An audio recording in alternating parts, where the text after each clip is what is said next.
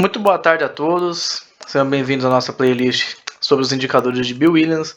Eu estou no gráfico da criptomoeda Solana, no fractal de 30 minutos, e sem enrolação já vou dar início ao nosso indicador de hoje, que é o MFI, ou o Índice de Fluxo de Caixa.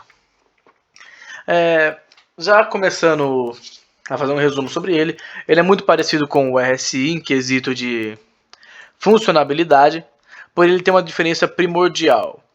O RSI ele trabalha com os preços, o MFI trabalha com o volume. Assim como Charles Henry Down disse em sua teoria, o volume e o preço andam lado a lado. O volume deve confirmar a tendência do preço. Quando há divergência no volume, o preço tende a corrigir para seja qual for o lado. Com base nessa informação, o FMI parece ser o indicador mais interessante que o RSI, porque o RSI tem em virtude somente seu preço, enquanto o FMI ele olha o volume, que é o mais importante, segundo a teoria de Down. Falei inglês e português ao mesmo tempo. Mas o que acontece com o FMI? Muito semelhante ao RSI, ele tem as zonas de sobrecompra e sobrevenda. Aqui nós faremos a primeira alteração neste indicador. Por quê? Por padrão, no TradingView, as zonas de sobrecompra e sobrevenda são 80 para sobrecompra e 20 para sobrevenda. Só que nós temos um pequeno problema. Por quê? Apesar de funcionar, certo? Apesar de funcionar, Bill Williams, que é o criador desse indicador, ele recomenda o uso de 90 para a região de sobrecompra e 10 para a região de sobrevenda. Então, quem sou eu para questionar o criador do indicador? Se ele diz, está dito, não temos nada mais com que nos preocupar. Estou aqui para ensinar como mexer no indicador em si. Há duas maneiras de operar ele, assim como o seu amigo Awesome Oscillator. Se você não viu o vídeo, é o vídeo que eu postei há pouco tempo atrás. Vou deixar o link dele aqui na descrição. Sobre o Awesome Oscillator, ele também tem dois jeitos de operar, a favor de uma divergência ou a favor de uma tendência. Como assim? Por exemplo, aqui foi uma clara zona de vendas com o FMI acima de 90 extremamente sobrecomprado, o que indica que 90% do volume que teve nesses últimos tempos foi grande, entre aspas, né? Não é exatamente essa a conta, mas é o jeito mais fácil de explicar. Se tem 90 pessoas comprando e 10 pessoas vendendo, e a tendência é que a maioria perca, então a tendência é que o preço caia para que essa maioria de 90 pessoas percam. Não é essa a conta, tem uma grande fórmula por trás, mas esse é o jeito mais simples de explicar região de sobrecompra ou sobrevenda. O que houve aqui? Houve uma clara sobrecompra em 93, bem acima de 90, uma região de realização de lucro e uma indicação de uma aposta na baixa ou de uma venda a mercado, caso você esteja operando um mercado spot. E aqui a Solana teve uma boa queda, por assim dizer, onde no mesmo dia ela despencou 10% após a indicação do FMI. Seria um ótimo short, bem como seria um ótimo long ao pegar aqui de novo. Aqui chegou em 12,47, não chegou na região de sobrevenda. Porém aqui, por estar muito próximo, você poderia sim comprar, mas não é isso que estamos vendo. Estamos vendo somente a indicação do ponto de sobrecompra e sobrevenda nessa primeira parte do indicador. Então vamos ver somente pontos em que ele indicou sobrevenda. Vamos lá. Basicamente, teve uma grande lateralização após a indicação do FMI. Foi um pouquinho depois aqui. Pronto. Teve um grande período lateral. E após isso, um pequeno despejo aqui. Nada demais, você ficou entre 2% positivo e 2% negativo.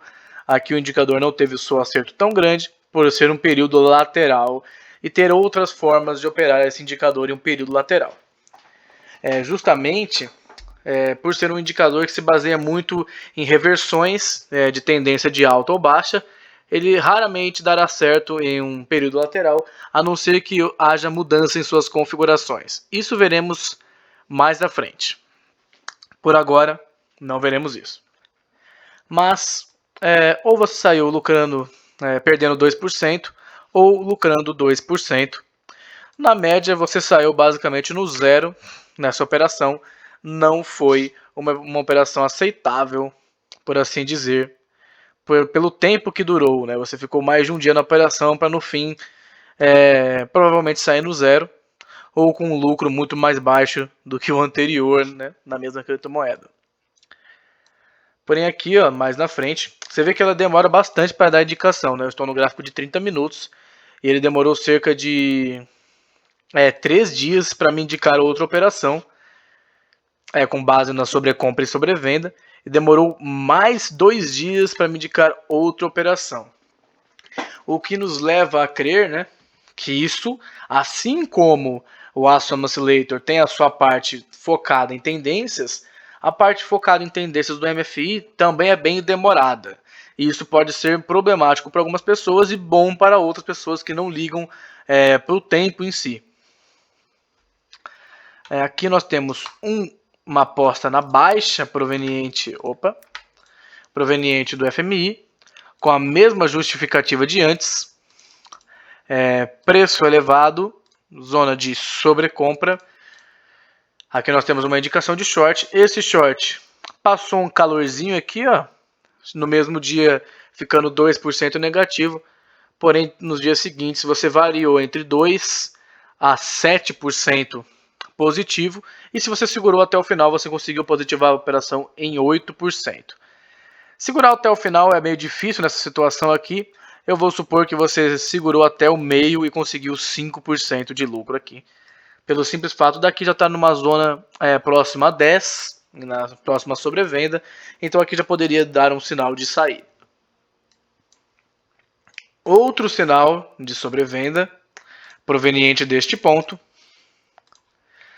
Um indicativo de shorts, mais um short, que lucrou 2,7%. Esse aqui você não passou calor algum, esse daqui foi bem direto e levou bem para o alvo. Aqui, como eu estava em 23, 20, 25, eu estava muito próximo a 10. Não tem por que manter uma operação por tanto tempo assim, se ela já está próxima dos níveis abaixo.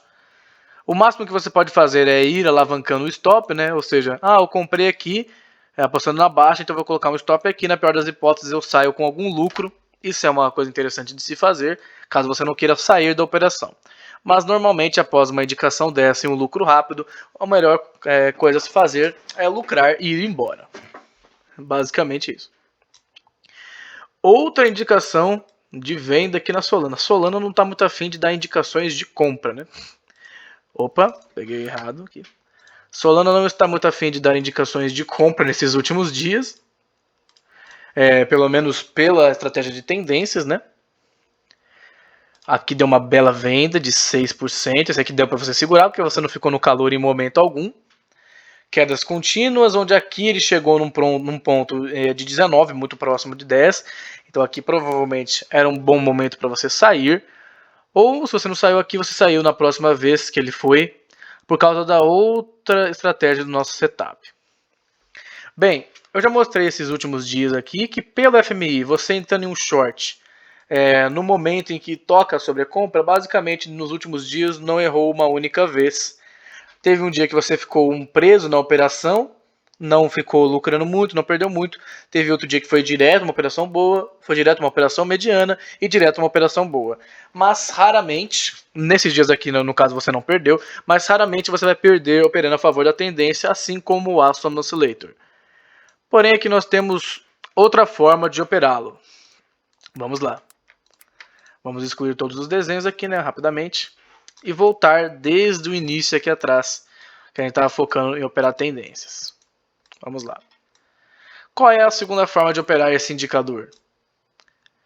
Esse indicador pode ser operado com a simples e pura divergência, né? Também muito usada no famoso indicador RSI.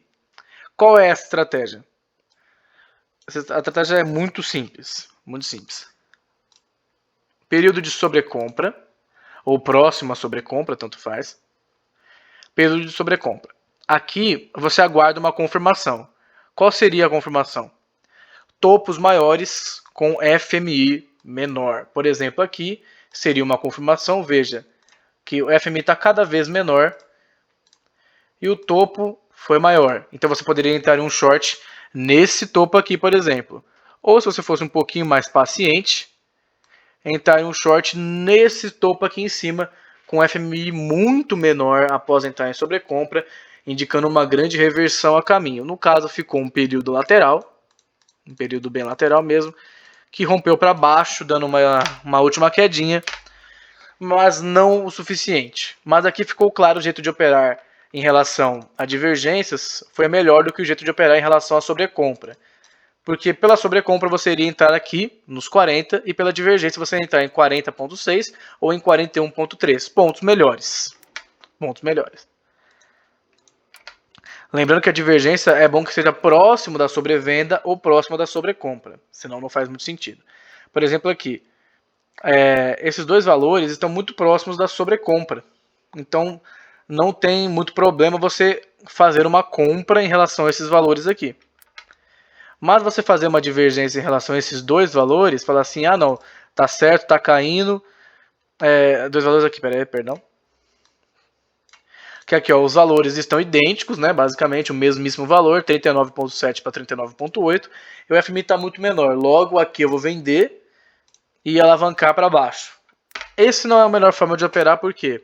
Porque perceba que tanto 70 como 45 estão muito longe tanto da sobrecompra como da sobrevenda.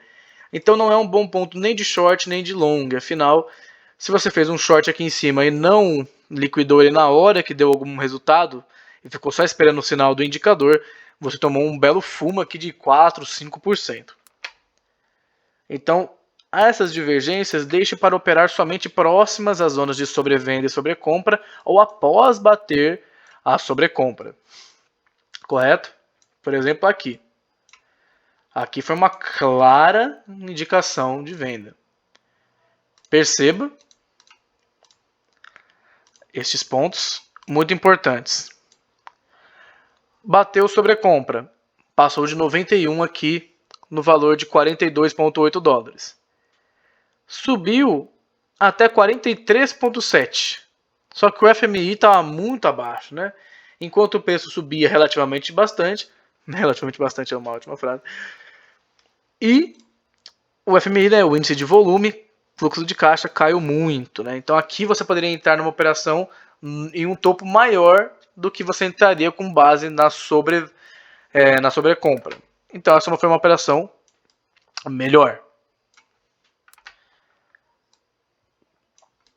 Aqui nós temos nenhuma sobrevenda. Aqui temos uma sobrevenda, olha que legal. Aqui nós temos uma sobrevenda. E nesse caso, aqui foi bem explícito, né? Por quê? Perceba que os preços estão idênticos. Basicamente, não teve nenhum fechamento muito diferente. Ficaram sempre nessa margem aqui, muito pequena. E o FMI foi despencando, né? Caindo muito. Começou em 90, terminou a tendência em 60, basicamente. E então ele rompeu para baixo. Então, qualquer ponto nessa região foi um ponto de short, tanto pela sobrecompra, aqui nesse candle, como pelas divergências nos candles seguintes que vieram em massa, né? Todos os candles apresentaram divergência, tanto na queda como na alta. Então aqui foi um bom ponto de short em geral. Ah, esse aqui é legal. Esse aqui foi a coisa mais simples do mundo. Topo maior. FMI ridiculamente menor, né? Não dá nem para comparar isso daqui. Perceba, ambos os pontos foram bons pontos de short, tanto aos 44,99 como os 45,32. Deram pouca diferença em relação aos alvos finais. Deram pouca diferença. Porém, somente pela sobrecompra você conseguiria um bom ponto de entrada. Mas com a sobrecompra mas com a divergência você conseguiria um excelente ponto de entrada. Então perceba que são jeitos diferentes de operar que tem como base o mesmo indicador, assim como o Awesome Oscillator. E aqui nós temos o último que eu queria mostrar, que é o inverso, que é preço menor, FMI bem maior. Aqui. Fala assim, mas não está muito longe da sobrevenda? Na verdade não, porque está abaixo de 25, já é um valor considerável, porque de 25 para 10 temos apenas 15 pontos de distância. No outro exemplo estava em 40 e em 60, mais de 30 pontos de distância. Muito longe, aqui já está muito mais perto, né? Aqui temos 17 e 25, valores muito mais próximos de 10 do que 45 é próximo de 10 ou 66 é próximo de 90. Aqui são valores próximos que você poderia usar essa lógica de entrar comprado com base no FMI maior do que o anterior. E nesse momento você iria realizar um toque na sobrecompra, e já iria provavelmente começar a abrir um short se você estivesse operando a favor da tendência. Ou você faria o quê? Esperaria alguns candles fazendo mais ou menos isso daqui, enquanto o FMI fizesse isso daqui, né? Topos cada vez menores. E assim você entraria em um short, ou você já entraria em um short agora na Solana com base neste exemplo. Perceba como ambas as formas têm o seu acerto, ambas as formas têm a sua demora, nenhuma vem muito rápido, porque o FMI é um indicador que gosta muito de tendências, porque ele é um indicador de volume. Então, raramente ele vai dar uma oscilação muito rápida. Né?